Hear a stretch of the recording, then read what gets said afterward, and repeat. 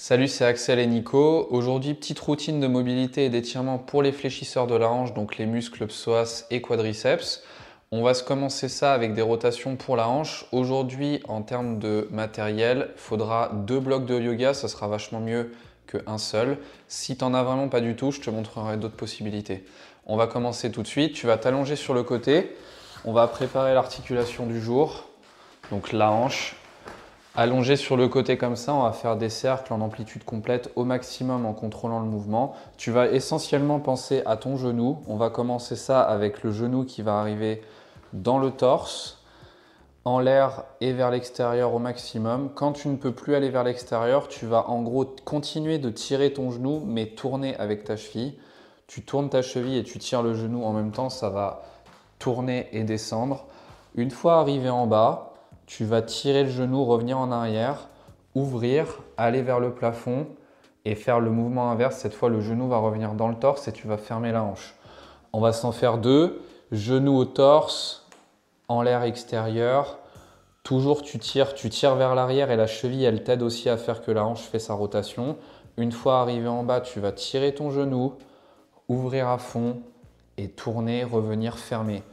Troisième répétition et dernière là-dessus, tu tires, tu vas vers l'extérieur, tu ouvres, tu tournes, tu tournes, tu tournes et tu redescends. Ensuite, tu tires ton genou, tu refermes la hanche en revenant vers le torse. On fait l'autre côté, pareil, 3 répétitions. Donc pense surtout à ton genou. Là, le bloc de yoga, c'est bonus, c'est surtout pour les cervicales, mais ça permet de vraiment bloquer. Le haut du corps, tu bloques bien les bras, tu bloques tout. La jambe au sol aussi est bloquée. Et on commence ça. Genou au torse, genou vers l'arrière, vers l'extérieur. Genou qui continue de tirer, la cheville aussi, elle tourne. Une fois arrivé en bas, deuxième partie de mouvement, tu vas tirer, aller vers le plafond, puis refermer, revenir dans le torse. Encore 2 répétitions comme ça. Au torse, en l'air, en arrière et la cheville t'aide à tourner, tu reviens, tu redescends. Tu tires ensuite le genou à fond, tu ouvres, tu tournes et tu refermes le genou dans le torse. On s'en fait une dernière comme ça. Au torse, à fond, en l'air extérieur. Tu tires le genou, tu tournes, tu tournes, tu tournes. Vraiment très important ce mouvement, tu redescends.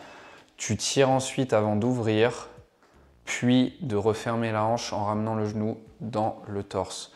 Donc du coup, aujourd'hui, on va étirer le psoas et le quadriceps avec un étirement qu'on appelle le chevalier. On va se le faire dans une version intermédiaire contre le mur. Donc Axel va te le montrer avec 2 blocs de yoga. Ce serait clairement la manière de le faire la plus optimale, en tout cas ce que j'estime être le plus optimal. Si jamais tu n'as pas de bloc de yoga, pourquoi pas, tu peux très bien utiliser un bâton. Donc là, c'est un balai auquel on a enlevé les extrémités. Ça pourra aussi t'aider. Donc on va te montrer la position des 2 façons. Tu vas directement caler ton genou le plus possible contre ton mur. Pourquoi pas protéger ta rotule, imaginons que tu as des douleurs aussi, n'hésite pas à mettre un coussin et tout un tas de supports pour le confort. Une fois dans cette position-là, on va décaler un peu le pied vers l'extérieur, mais genre un tout petit peu. Comme ça va mettre la hanche davantage en rotation interne et tu le sentiras encore plus sur ton étirement. À partir de ça, tu vas te surélever à l'aide de tes bras ou des blocs de yoga pour placer la jambe de devant de cette manière-là. Et donc là, à partir de cette position, suivant le support que tu as, donc si tu as les blocs de yoga, ça va simplement être de les tenir. Si tu as un bâton, en gros, ce serait de le mettre comme ça, en diagonale, planté dans le sol. Et en gros, ça va te permettre de stabiliser avec le bras au-dessus. Dans la position ensuite, tu vas pendant 2 minutes, et tu vas voir, ça va être assez intense, laisser le haut de la cuisse de la jambe de derrière aller vers le sol. En gros, c'est un peu comme si tu tirais ton genou dans le mur. Donc tu tires le genou et tu laisses le haut de cuisse avancer, avancer et avancer. Pendant 2 minutes, tu laisses la hanche s'étirer autant que possible. Tu respires là-dedans, 2 minutes dans cette position. Donc redresse-toi autant que possible. Si ce n'est pas le cas, si tu ne peux pas te redresser parce que vraiment l'intensité est énorme, c'est pas grave, mais donne encore cette intention de ramener le haut de cuisse vers le sol. Pourquoi pas, si c'est quelque chose que tu as déjà fait ou que tu veux augmenter la sensation, tu peux donner cette intention de presser un peu les fessiers vers l'avant. Tu vas voir, ça va directement changer la sensation. C'est garanti, ça va commencer à brûler un petit peu là. Ensuite, respire bien. Et au fil des expirations, pourquoi pas, laisse le haut de cuisse partir et étirer la hanche vers l'avant. Il va nous rester même pas 45 secondes. Et donc, à la fin du temps d'étirement, on va faire 2 contractions. La première, on va contracter ce que tu es en train d'étirer en repoussant le sol avec le genou de derrière. Deuxième contraction, on va augmenter l'étirement en tirant le genou contre le mur et en laissant le haut de cuisse aller encore plus vers le sol. Pour l'instant, juste tu respires, on se fait ça même pas 20 secondes encore. Respire bien, contrôle tout, redresse-toi au maximum, stabilise avec tes blocs, avec tout ce que tu es capable de stabiliser. Et on va bientôt commencer les contractions. Quand tu fais tes contractions, tu augmentes progressivement et tu stoppes progressivement. Parce que comme ça permet de réguler le système nerveux et ça fait beaucoup plus de résultats. On va commencer maintenant, tu vas expirer tout l'air que tu as. Puis reprendre une bonne inspiration et tu vas repousser ton genou de derrière dans le sol et vers l'avant. Tu contractes tout ce que tu as devant, tu vas voir, c'est une sensation qui est quand même pas mal. Tu vas pousser le sol, repousse de plus en plus fort le sol, repousse encore 5, repousse plus fort vers l'avant, 3, 2, 1. Tu expires et tu calmes la sensation, reprends tes esprits. On va faire l'inverse, on va tirer, augmenter, reprends une inspiration. Et tu tires le genou et tu fais comme si le haut de cuisse allait encore plus vers le sol. Tu tires le genou dans le mur comme si le haut de cuisse il s'avançait encore pendant 5 secondes. Tu tires de plus en plus fort, tu tires 3, tire plus fort 2, 1. Expire, mais ne redresse pas, ne change pas l'étirement. Tu gardes la nouvelle amplitude. On va faire inspiration, expiration. On va reprendre le contrôle. On se fait ça une deuxième fois. Tu vas réinspirer et quand c'est fait, repousser le sol le plus fort possible de ce que tu es capable. Tu repousses le maximum, tu mets plus de force que tout à l'heure. Tu pousses le sol, le genou va dans le sol et vers l'avant 5. Repousse au maximum 3, garde la contraction 2, 1. Et tu calmes la contraction progressivement. On fait l'inverse, n'oublie pas, on va tirer, augmenter. Tu prends une bonne inspiration et tu tires et tu laisses le haut de cuisse aller vers le sol. Tu tires et tu laisses le haut de cuisse aller vers le sol plus fort 5. Essaye de donner le maximum de l'étirement 3, 2, 1. Et tu peux calmer la contraction et on va du coup changer de côté. Donc je te laisse changer de côté. Donc deuxième côté, pareil, le genou à fond vers le mur. N'hésite pas à stabiliser avec un coussin, protéger ta rotule si jamais tu as déjà eu des soucis articulaires à ce niveau-là. Dans cette position, tu stabilises avec tes blocs, tu stabilises avec ce que tu veux. Ça se trouve, tu n'as pas de bloc, même une chaise à côté, ça pourrait le faire aussi d'ailleurs. Et tu te redresses autant que ce que ton corps est capable de faire sans avoir une intensité trop élevée. Puis, le haut de cuisse pendant 2 minutes, tu le laisses descendre. C'est vraiment pas un étirement forcément pour débuter. Mais par contre, si tu veux travailler le psoas et ton grand écart latéral, c'est clairement un des meilleurs mouvements que tu puisses travailler. Et même sans aller dans des mouvements de grand écart, c'est clairement quelque chose, si tu as l'habitude d'être tout le temps assis, ça va faire une énorme différence sur la santé de ta hanche.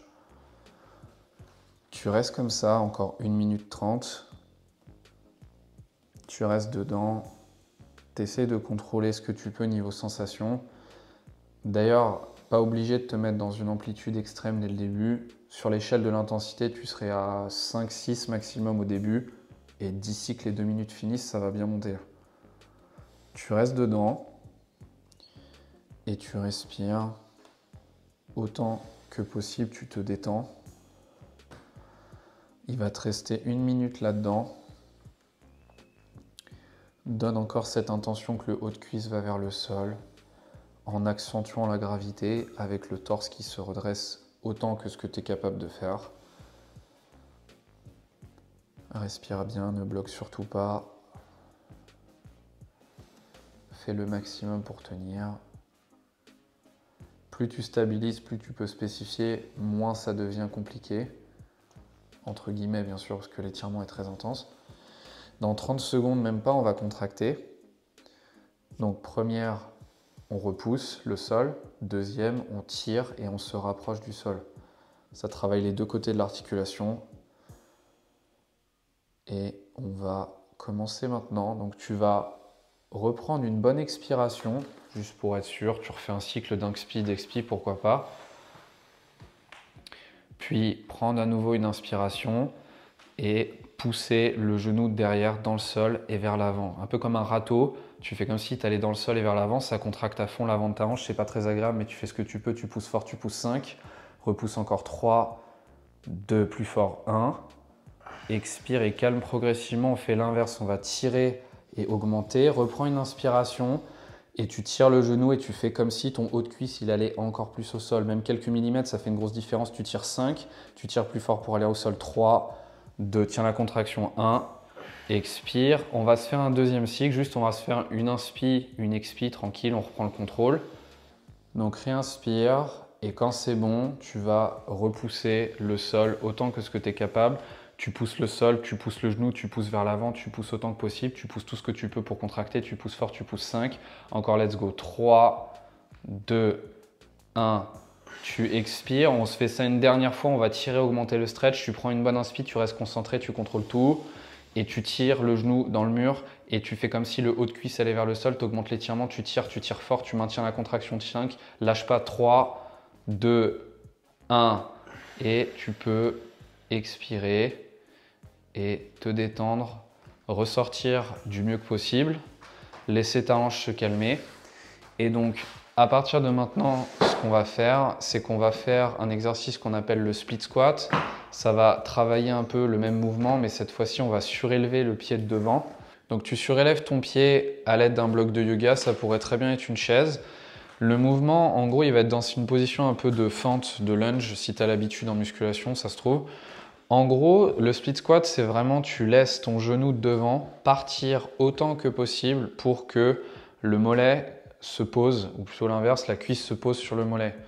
Une fois dans l'amplitude maximale, tu vas repousser le sol, le support, peu importe ce que tu as choisi, et remonter.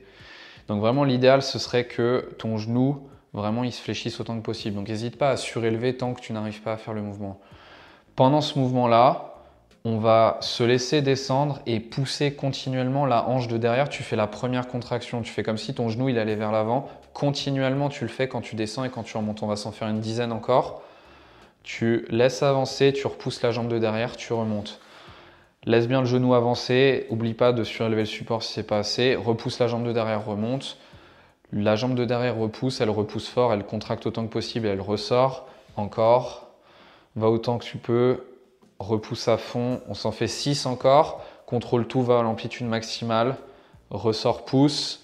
Pousse bien. Pousse la hanche de derrière pour accentuer les résultats que tu vas avoir et contrôler cette position. On va s'en faire 4-5. Repousse tout. Encore 4. Va à fond. Repousse la hanche de derrière. Oublie pas de contracter. 3.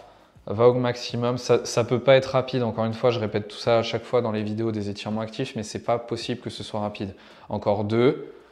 Va au maximum. Contrôle. Dernière comme ça pour ce côté-là. Va à fond. Le genou va en avant et tu pousses et tu ressors. On fait l'autre côté. Même chose.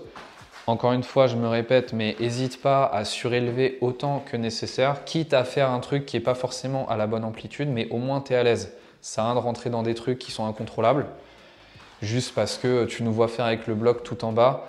C'est pas obligé de copier ce qu'on fait. Tant que tu es à l'aise et que tant que tu fais ton niveau, c'est très bien.